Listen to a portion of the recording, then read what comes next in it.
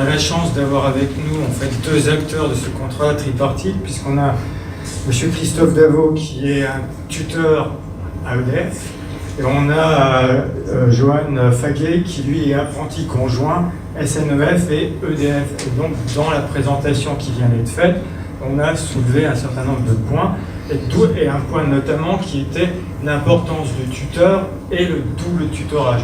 Et donc il serait peut-être intéressant, il serait intéressant pour nous de savoir comment est mis en œuvre ce double tutorage. Est-ce que ce double tutorage est effectif? Moi j'aurais préféré quasiment parler de triple tutorage, un tuteur au niveau du CFA, un tuteur au niveau de l'entreprise EDF, un tuteur au niveau de l'entreprise prestataire, et de voir comment ces trois personnes-là sont en capacité de répondre à un contrat qui correspond à une préparation, à une formation, à une préparation d'un diplôme, et où chacun des acteurs à la place où il est doit avoir des responsabilités. Donc, Monsieur Davot, je vous tends le micro pour que vous expliquiez un peu comment ça fonctionne. Oui, bonjour à tous, dans un premier temps. Donc, effectivement, je suis le tuteur légal de Johan Faguet, sachant qu'on n'est pas dans une tripartie au niveau de reconnaissance, parce que le CFA l'AFTEC ne reconnaît que le tuteur légal. Donc moi, je fais la jonction entre le tuteur de l'entreprise et puis le côté AFTEC, formation. Donc on a des entretiens une fois par mois avec le tuteur légal où on suit l'évolution de l'apprenti. Donc en ce qui concerne de sa prestation au niveau de ce qu'il va réaliser chez nous et puis de son évolution au niveau de l'école. Donc on fait un point quotidien tous les mois.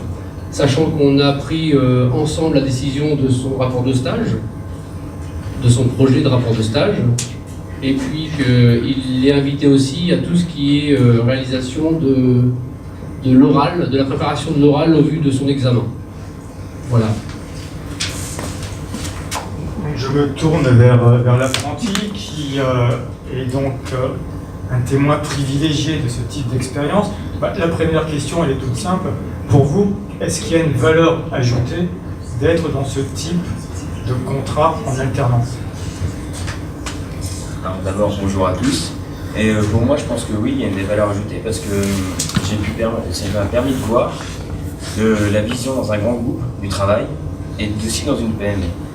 Donc ils voient le travail différemment et ça apporte des avis différents, on va dire, sur notre apprentissage. Parce que moi, je suis arrivé dans le milieu du travail, je ne connaissais pas du tout. Je suis sorti d'un bac général, donc je suis parti d'un apprentissage vraiment en ne connaissant pas les métiers, ni EDF, ni centrale nucléaire. Et ça m'a permis de voir deux visions différentes du travail en centrale nucléaire, vraiment. Mais concrètement, c'est organisé comment? Parce que vous avez donc un temps chez EDF et un temps chez le prestataire. Est-ce que vous pouvez nous expliquer comment c'est organisé? Parce qu'on nous parlait d'une première phase qui était une phase d'immersion dans l'entreprise prestataire, donc l'entreprise qui finalement sera votre entreprise d'accueil à la sortie du contrat. Mais quelle relation vous avez avec cette entreprise-là? Comment vous travaillez avec elle? On a parlé d'un projet qui est votre projet professionnel. Quelle est la place de cette entreprise-là dans la définition du projet professionnel? Et au-delà de ce projet professionnel, quel est un apport de ce projet professionnel pour cette entreprise prestataire? Donc la première année, j'ai effectué 3 semaines dans mon entreprise prestataire. C'était la découverte de l'entreprise et j'ai commencé à suivre les travaux qu'ils effectuaient sur la centrale de Chinon. Et la deuxième année, en fait, mon projet, par contre, entre EDF et la SNEF, n'était pas en commun. Parce que l'entreprise de SNEF veut développer une partie instrumentation, et moi, je travaille sur l'instrumentation de la centrale nucléaire. Donc du coup, j'ai pas eu un projet en commun entre les deux entreprises. Alors, les semaines que j'ai effectuées à la SNEF ont été, pour moi, ils m'ont aidé à écrire mon projet, ils m'ont fait travailler beaucoup l'oral, donc ils sont impliqués dans mon projet quand même. Peut-être une dernière question un peu provocante. Est-ce que il n'y aurait pas chez vous une frustration à la fin de votre contrat de ne pas être embauché par EDF? Parce que si je vous écoute et si je vous comprends bien, 3 semaines la première année, 8 semaines la deuxième année, combien de semaines en tout à EDF? C'est quand même beaucoup. Oui. Et donc, on parlait ce matin d'acculturation à l'entreprise. Est-ce que la question, c'est frustration ou pas à la sortie? Et puis, y compris, même question pour le tuteur, vous qui le suivez, quelle est votre réaction par rapport au fait qu'il ne sera pas embauché, par exemple?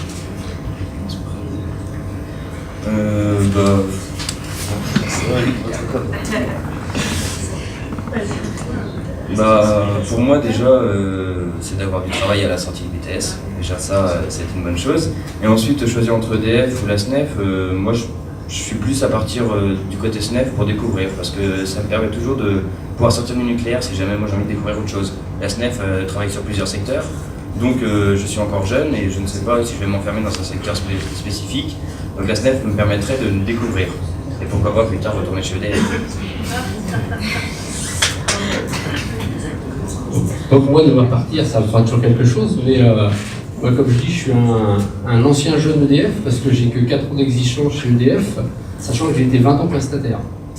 Donc c'est qu'un transfert de compétences. Je dirais, moi, ce que j'ai pu connaître au titre du prestataire EDF, c'est ce que je lui souhaite, hein, c'est d'évoluer, et puis de trouver sa place, et pourquoi pas de retourner après chez EDF.